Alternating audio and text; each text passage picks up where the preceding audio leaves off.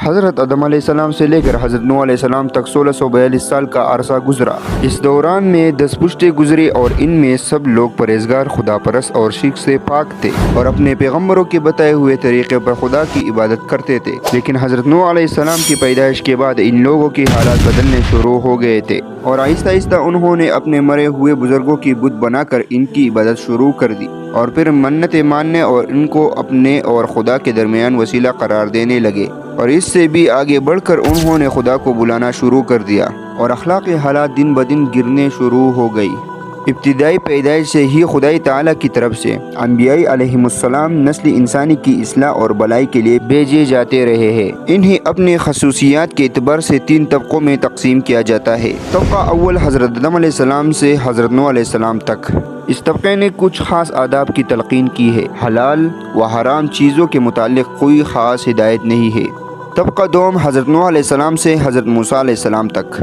اس دور میں حلال اور حرام کے متعلق شریعت مقرر ہوئی اور عبادات کے سلسلے میں احکام صادر ہوئے۔ اسی طرح شفاعت کی حدیث میں رسول اکرم صلی اللہ علیہ وسلم نے بھی فرمایا کہ سب سے پہلے صاحب شریعت حضرت نوح علیہ السلام ہوئے ہیں۔ اس دور کے انبیاء علیہم السلام کو مخالفین سے جہاد کرنے کا حکم نہیں تھا۔ یہ لوگ خود عذاب الہی سے اپنے انتہائی سرکشی کی پاداش میں ہلاک کر دیے جاتے تھے۔ طبقہ سوم حضرت موسیٰ علیہ السلام سے حضرت محمد صلی اللہ علیہ وسلم تک۔ حضرت موسیٰ علیہ السلام سے اس طبقے کی ابتدا ہوئی اور اس طرح خدای تعالیٰ کے احکام اپنے ترقی کی منزلیں طے کرتے ہوئے رسول اکرم صلی اللہ علیہ وسلم کی زمانے تک ایک مکمل دین کی صورت میں نازل ہوئی۔ سب سے پہلے حضرت موسیٰ علیہ السلام پر کافروں کے خلاف جہاد کرنے کا حکم نازل ہوا اور یہ سلسلہ حضرت محمد صلی اللہ علیہ وسلم کے زمانے تک قائم رہا، بلکہ قیامت تک قائم رہے گا۔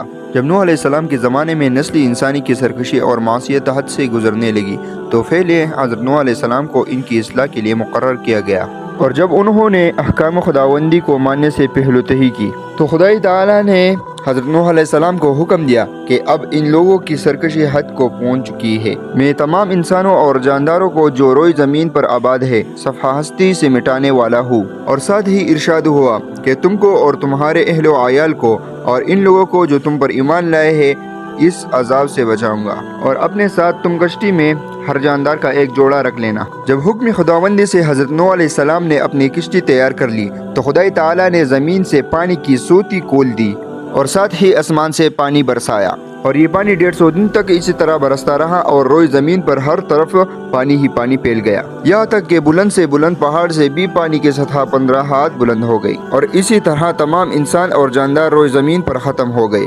آخر 7 ماہ بعد حضرت نوح علیہ السلام کی کشتی کوجود پر جا کر ٹکی اور دنیا میں نئے سرے سے انسانی زندگی کا آغاز ہوا، اور اس عالمگیر طوفان میں حضرت نوح علیہ السلام کا ایک لڑکا کنعان بھی غرق ہوا۔ کشتی میں جو لوگ بچ گئے تھے ان کی کوئی اولاد نہ ہوئی۔ خدای تعالیٰ نے حضرت نوح علیہ السلام سے فرمایا کہ صرف تیری نسل سے دوبارہ دنیا آباد کروں گا، چنانچہ دنیا کی موجودہ آبادی حضرت نوح علیہ السلام کی نسل سے ہے۔ اسی وجہ سے حضرت نوح علیہ السلام کو آدم ثانی کہا جاتا ہے۔